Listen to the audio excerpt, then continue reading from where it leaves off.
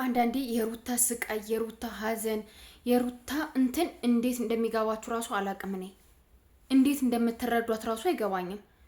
ሩታ ልጁን አልችልም ብላ የት ስትወስዶ አይታችሁት ነው? ልጁን ምን ቦታ ስትወስዶ አይታችሁት ነው? ምን ስታደርገው አይታችሁት ነው? ልጁ በስነ ስርዓት ነው ማደግ ያለበት፣ ልጁ እያደገበት ያለው ዌብ ትክክል አይደለም ብላችሁ ልትመጡ የቻላችሁት ምን ቤት ናችሁ? ቡዜና ዴብ ምን ቤት ናችሁ? እንደዚህ አይነት ነገር እንደዚህ አይነት ኮንተንት ራሱ ይዛችሁ የመጣችሁት በጣም የምታሳፍሩ። ልጇ እኮ ማንነቷ ነው፣ ገባችሁ? ለሩታ ልጇ ማንነቷ ነው። ልጇ ምንም ያገዳት ነገር የለም ልንገራችሁ። ስለዚህ እረፉ፣ በልጇ አትምጡ። ልጅሽን እንደዚህ ብናረገው፣ ልጅሽ ከአያቱ ቢያድግ፣ ልጅሽ እንትን እሷ ምን አለች? አነሰች እንዴ? ለልጅ አነስኳለች እንዴ? ምን ነው እንደዚህ ያፈላችሁ? ጋሽዬን ራሱ እኮ እንደዚህ እንዲል ያደረገችው ሩታ ከመጠሽ በኋላ ነው። ገባችሁ? አንዳንዴ ሩታ የሆነ ጥፋት አለብሽ ምናምን ብለን እኛ ስለምንረግጣት እናንተም ረጋጭ እንሁን ብላችሁ አትስቡ። የአብርሽ ህይወት የሁላችሁም ህይወት የተለወጠው ሩታ ከመጠሽ በኋላ ነው። ስለዚህ እናንተን ትይዛችኋለች፣ እንኳን ልጇን ማለት ነው። እናንተን ከራባችሁ ተቀልባችኋለች። የማይሆን ነገር አትናገሯት፣ የማይባል ነገር አትንገሯት። በቃ ረፉ፣ ስቶፕ። እንዴ አንዳንድ የምትናገሩት ነገር ማወቅ አለባችሁ።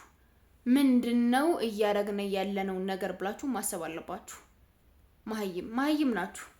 ማንንም ሰው በልጁ እንትን የሚል የለም። እንኳን እንደሩታ አይነት ጀግኖቹ ስንት ሊስትሮ እንትን ብለው ጎዳና ቁጭ ብለው ለምነው የሰው ፊት ይሰጠናል ብለው እንኳን ልጆቻቸው የሚያሳድጉ እናቶች ነው ያሉ።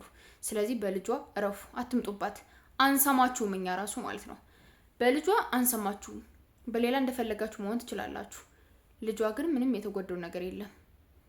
ልጅ እራበውም፣ ጠማውም፣ ተደሰተም፣ አዘነም ከእናቱ ጋር ነው ማደግ ያለበት። እረፉ። ማርያምን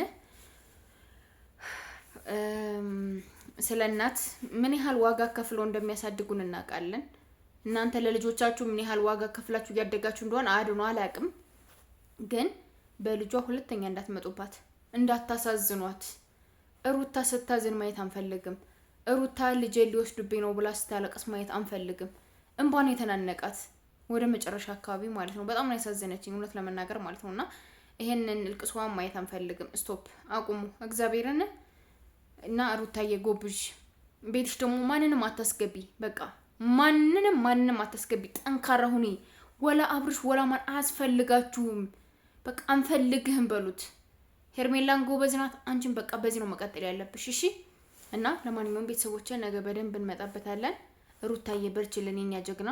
በልጅ ማንም አይደራደርም። እግዚአብሔርና ማንም ሰው በልጃችሁ እንዳትደራደሩ፣ ልጅ ያላችሁ ሰዎች ማለት ነውና ሸር ያርጋችሁ አድርሱ። ሌላ ሁሉም ባይ